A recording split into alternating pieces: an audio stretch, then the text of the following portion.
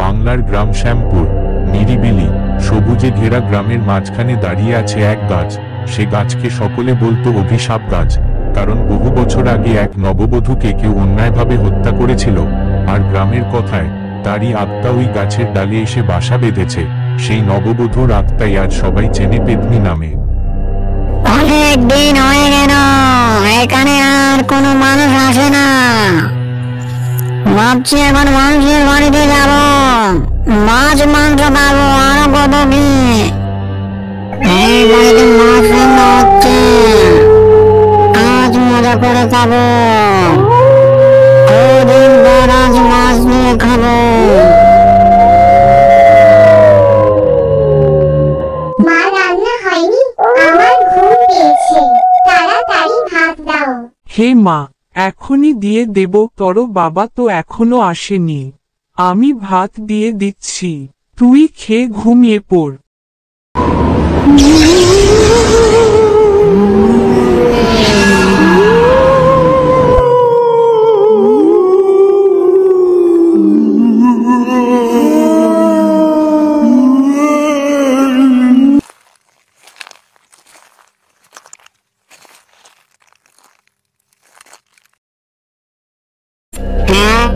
কোন থেকে আমার জন্য মাছ মাংস রাখবে?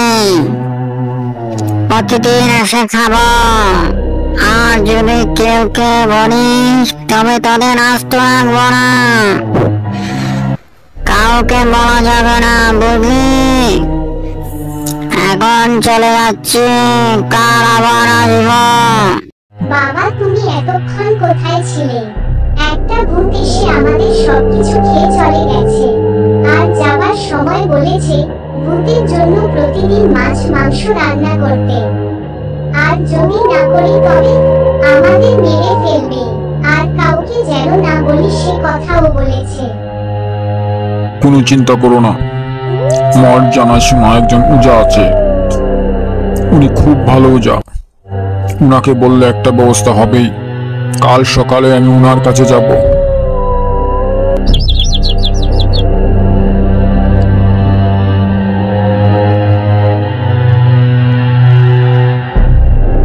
আপনি আমাকে একটা সাহায্য করুন, আমি খুব বিপদে পড়ে এসেছি আপনার কাছে। দয়া করে আমাকে ফিরিয়ে দেবেন না। কাল রাতে একটা ভূত এসেছিল আমার ঘরে, আমি তখন বাড়িতে ছিলাম না, আমার বউ ও আমার মেয়ে ছিল। ভূতটা এসে আমার মাছ মাংস খেয়ে নিয়েছে, তারপর বলেছে সে প্রতিদিন আসবে, তার জন্য মাছ মাংস রাখতে। এখন বলুন আমি কি করব? এইটা তো আমার জন্য সামান্য ব্যাপার, তুমি কোনো চিন্তা করো না।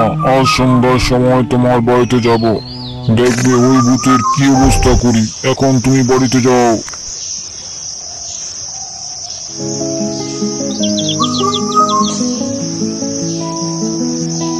কি গো, কিছু করতে পারলে? আমার এখন বাড়িতে ভয় ভয় লাগে, তুমি তাড়াতাড়ি কিছু করো। আর কোনো চিন্তা নেই, পূজা বলেছে আজ সন্ধ্যার সময় আসবে, তোমরা এই বিষয় নিয়ে কোনো চিন্তা করবে না। भूत पिशाच निकट न याद।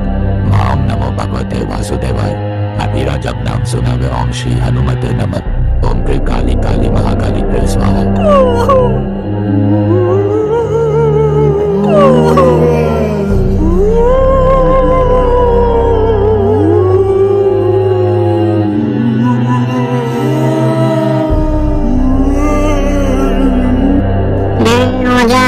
আমাকে কেন ডাকবি?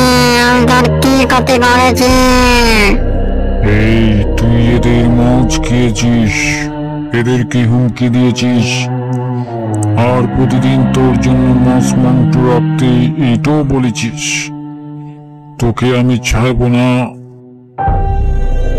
না, আমাকে মারবি না, আমি চলে যাব, আমি অনেক দূরে চলে যাব, আর আসবো না। আমাকে এবারের জন্য ছেড়ে দাও, আমি আর আসবো না। তাহলে তোকে ছেড়ে দিলাম, তুই আর মানুষের আশেপাশে আসবি না। এখন থেকে তুই পাহাড়ে থাকবি, আর যদি কোনোদিন শুনি এদিকে আসিস তাহলে সেই দিনই তোর শেষ দিন হবে। সেই দিন থেকে পেতনি চলে যায় পাহাড়ে, আর আসেনি। তারপর থেকে গ্রামের মানুষের আর কোনো সমস্যা হয়নি।